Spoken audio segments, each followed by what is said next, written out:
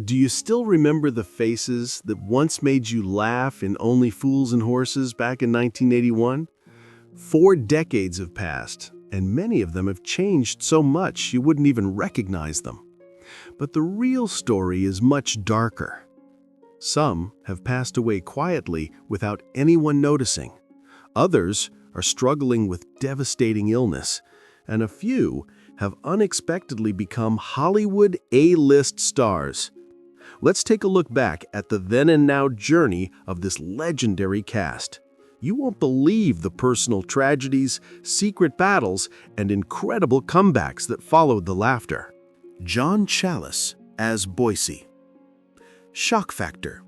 The arrogant car dealer's actor, John Challis, battled cancer for years, driven by decades of heavy drinking and a difficult personal life. John Challis brought to life Boycie, the arrogant luxury car dealer with that iconic gravelly laugh. Boycie was so popular, he earned a starring role in the spin-off, The Green Green Grass. As Boycie's fame began to fade, Challis faced tragedy. His years of heavy drinking caught up with him, leading to a 5-year battle with bowel cancer. He went through 3 failed marriages before finally finding stability with Carol Davies. Just when he thought he had won, the cancer returned, spreading to his lungs. In his final interview, he declared, "If Boycie dies, I want him to go with a laugh on his face, just like me." John Challis passed away in his sleep on September 19, 2021, at the age of 79. Roger Lloyd Pack as Trigger. The beloved Trigger fell into heavy drinking to numb the loneliness of divorce before his eventual passing from pancreatic cancer. Roger Lloyd Pack played Trigger, the slow, kind-hearted street sweeper who always called Rodney Dave.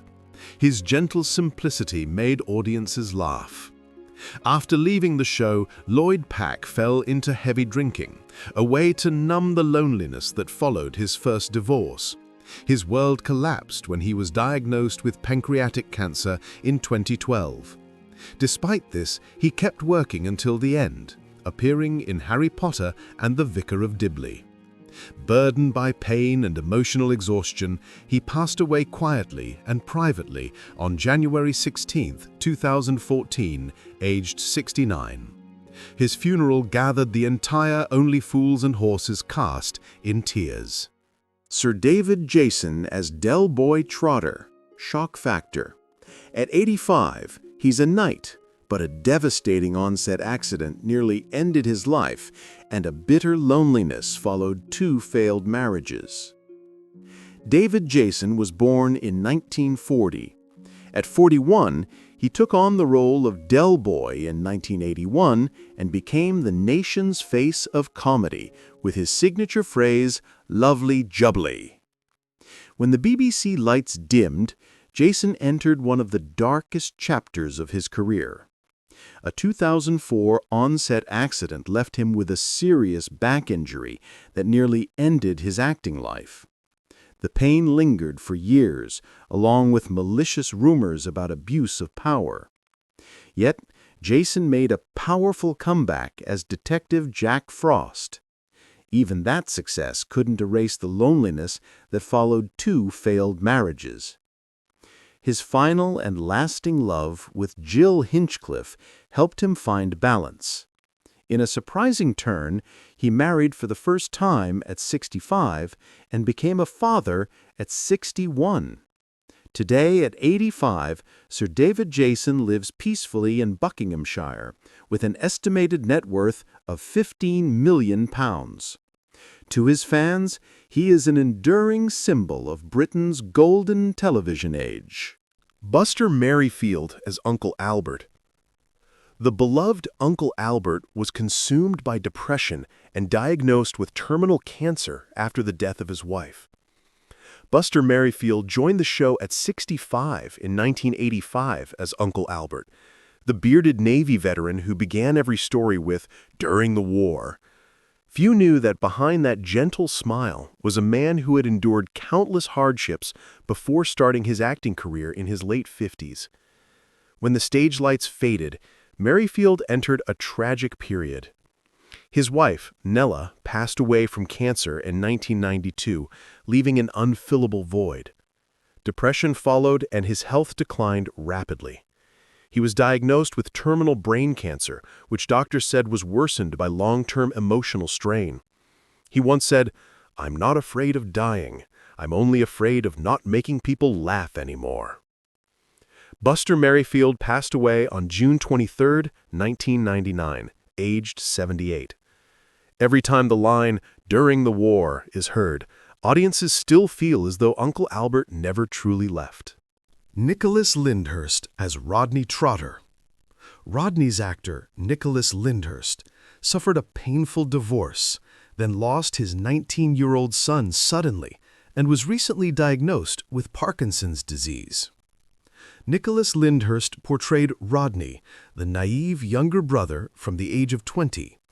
The incredible chemistry between Lyndhurst and David Jason formed the emotional core of the series. Just when audiences thought he was enjoying the peak of success, Lyndhurst fell into a pit of personal tragedy. He struggled with deep depression following the death of his first child in 1986, which led to a bitter divorce. Yet, fate was still unkind.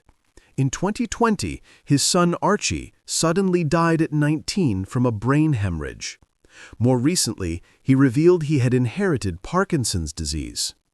Now, at 64, he lives a quiet, private life with his wife Lucy, choosing seclusion over fame.